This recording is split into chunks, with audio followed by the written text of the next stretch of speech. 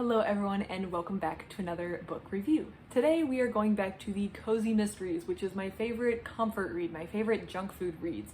I know the plot might be just convenient and easy, and I know the mysteries are completely out of the realm of possibility, but when I read a cozy mystery, I suspend my, suspension of disbelief. I fall heavily into that, and I just am along for the ride, and I love them. So I was at the library, I had picked one up, and now I'm going to review it.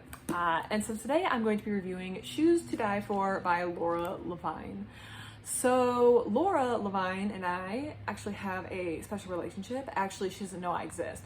But I previously, like almost 2 years ago at this point, was living in a library system that was good. I don't want to throw shade at my previous library system, but their fiction section didn't have a lot of fantasy and sci-fi, which was a lot of what I had read up to that point in my life in fiction. I read some other stuff, but I really liked fantasy and sci-fi, and I still really do like fantasy and sci-fi.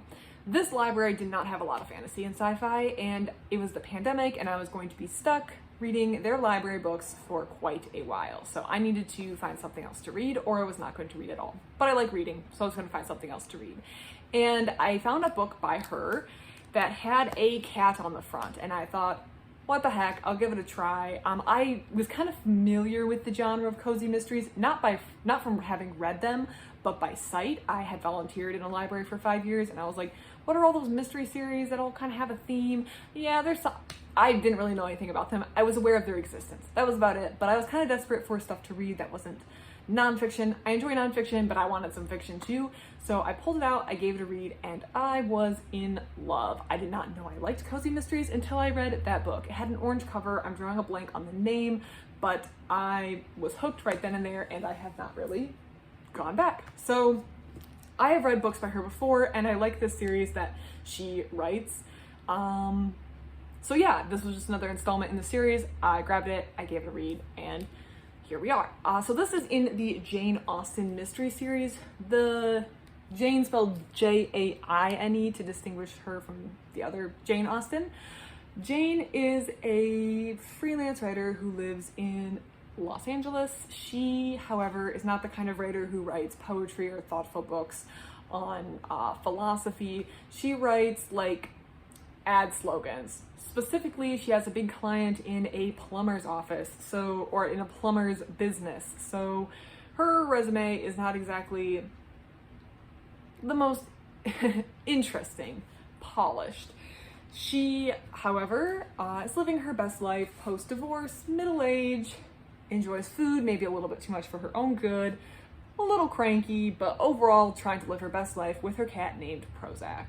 And I do not know why I find the character in this book so funny, because I don't really relate to a lot of her. Like, I'm not middle-aged, I'm not a struggling writer, but I find the character so funny and also very relatable, so that's a big reason why I like this series. When you're reading a cozy mystery series, you're going to be with the point of view with the main character for the series, or through at least the entire mystery, so the main character's point of view is really important to like. Fortunately, with cozy mysteries, there's a wide variety of series, so if you don't like one point of view, you can find another series with another main character and get another point of view. But I like this one. I like Jaine. I like the mysteries that she finds herself in. I think she's really funny, and yeah, it's a perfect little 200, if that, page book to read. So this one follows. She thinks she's trying to get a job.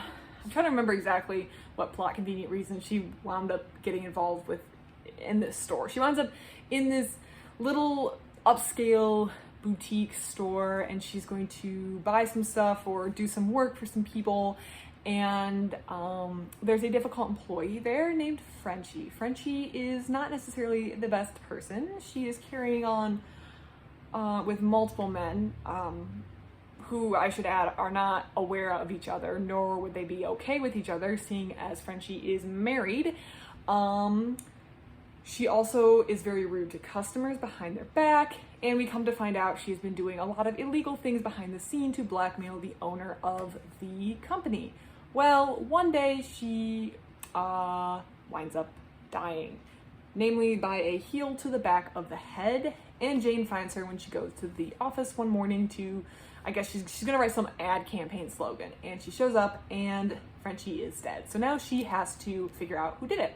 Cozy mystery, not too violent, super fun, enjoyable. I like the main character. If you've liked anything else she's written, you're gonna like this one. The one thing I do have to say about this book in particular is that I knew who did it from the first time the character was introduced. And usually I'm not that good. Usually I don't know who did it up until the big reveal, and then I'm like, oh, whoa, she did it? I'm really dumb when it comes to these things. I don't know who did it. I don't know. I can't see these things in books, guys. But the moment this character was introduced, even before we had any clues that it might have been this character, I was like, you did it. You did it. I know you did it. And I don't know how I knew that so quickly and so confidently. It was like before,